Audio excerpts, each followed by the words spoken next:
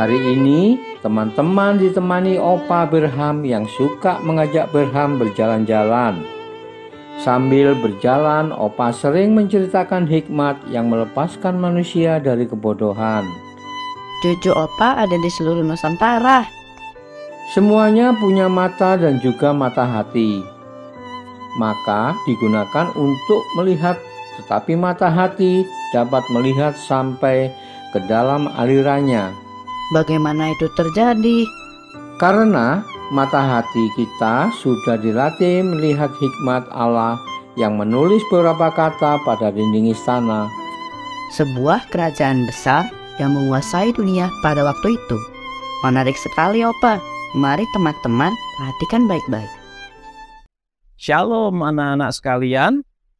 Pada hari ini kita berjumpa kembali dengan pembahasan kita mengenai bejana yang rapuh.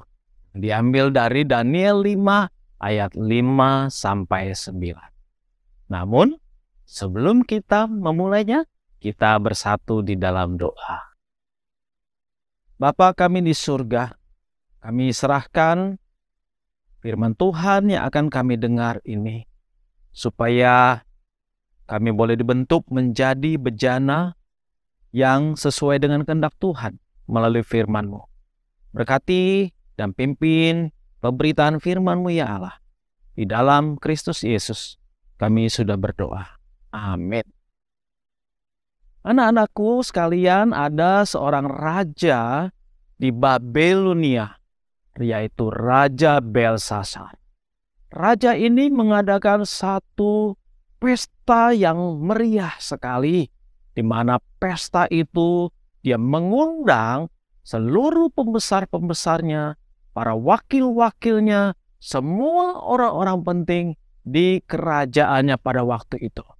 Mereka berpesta, menyantap hidangan-hidangan yang lezat sekali tentunya, dan juga minum anggur dan berbagai minuman-minuman yang lain.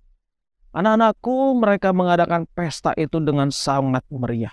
Bahkan ketika mereka makan atau minum, mereka memakai peralatan-peralatan yang mahal, yang terbuat dari emas dan perak.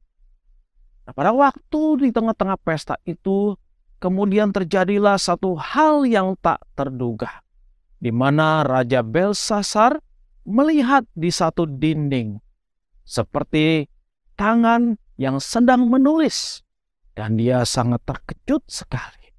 Dia sangat kaget, lalu kemudian dia menjadi cemas dan takut akan apa yang dilihatnya.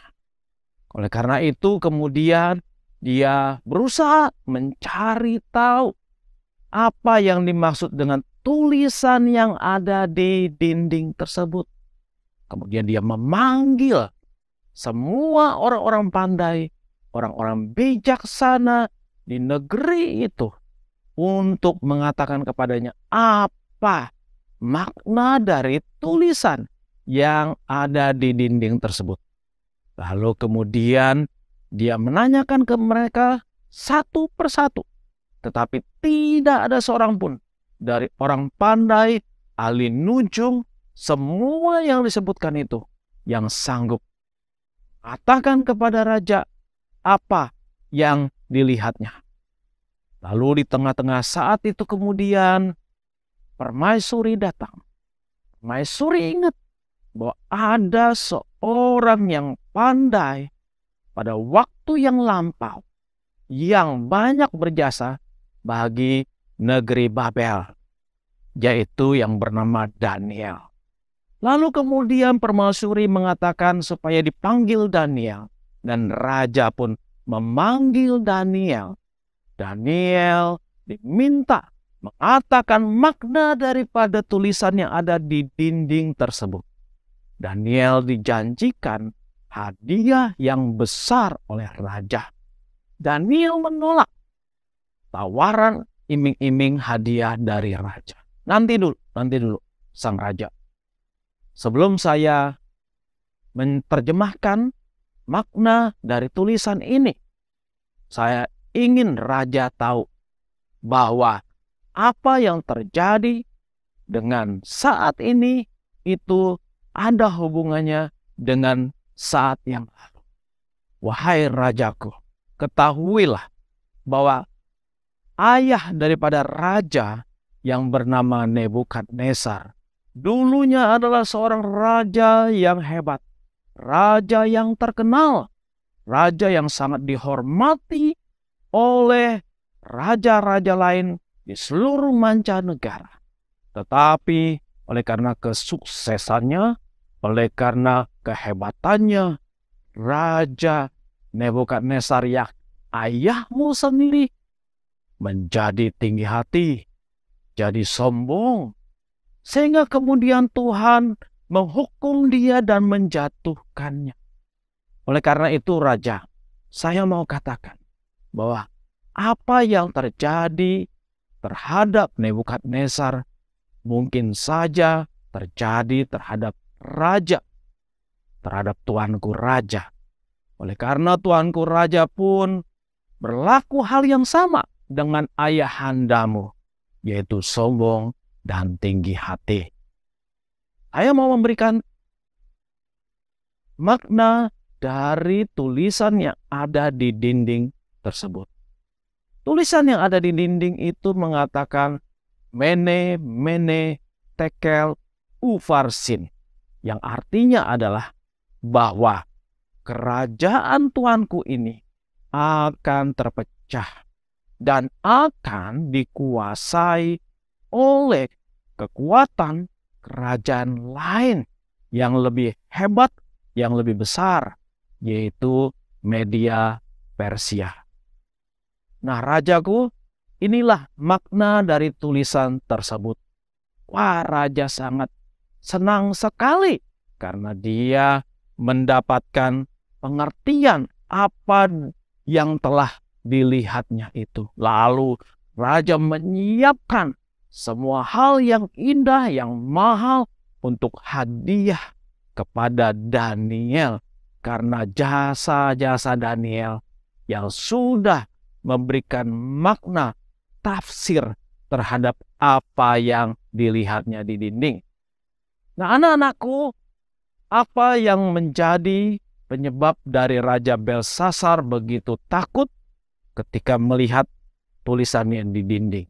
Karena pada masa itu ketika orang melihat hal-hal yang bersifat luar biasa, itu menandakan sesuatu perkara akan terjadi.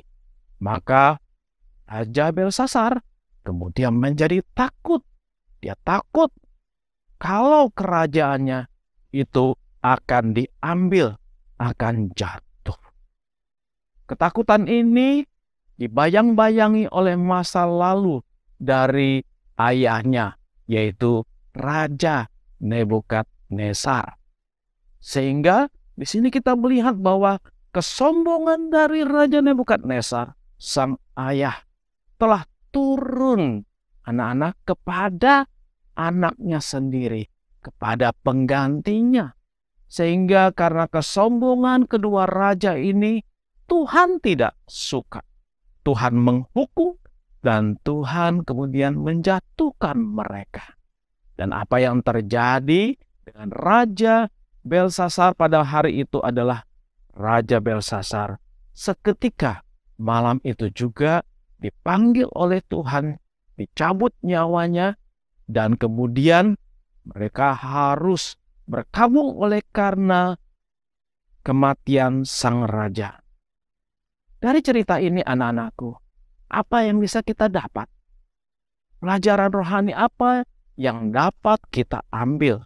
Yaitu bahwa kita tidak boleh bersikap sombong atau tinggi hati. Karena kesombongan akan menjatuhkan kita. Kesombongan tidak disukai oleh Tuhan Allah. Kesombongan adalah dosa yang sangat besar. Karena dosa pertama yang terjadi di dalam diri manusia pada saat Adam dan Hawa di Taman Eden adalah mereka sombong. Mereka tidak mau menjadi manusia semata-mata. Mereka ingin menjadi seperti Allah. Kiranya kita bersikap rendah hati dan tidak sombong, dan kita hidup berkenan di hadapan Tuhan. Amin. Mari kita bersatu kembali di dalam doa.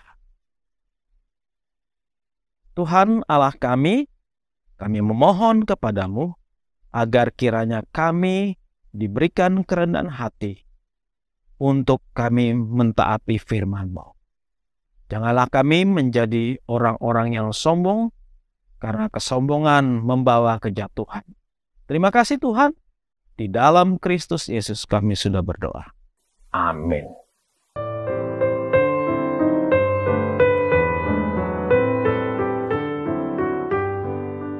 Cucu-cucuku, Opa juga mau bagikan bijaksana Alkitab kepada seluruh sahabat BDKA. Wah, asyik. Apa itu, Opa? Barham juga boleh tahu? Tentang kasih Allah yang selalu seimbang dengan keadilannya. Tanpa keadilan, kasih Allah banjir dan manusia jadi kurang ajar. Dan tanpa kasih, maka akan terasa sangat kejam. Oh, luar biasa. Selalu seimbang ya. Memang Tuhan itu sumber hikmat. Barham mengingatkan juga bisa jawab pertanyaan di IG BDKA, serta membaca Alkitab di kitab Daniel 5 ayat 10-29. Sayonara.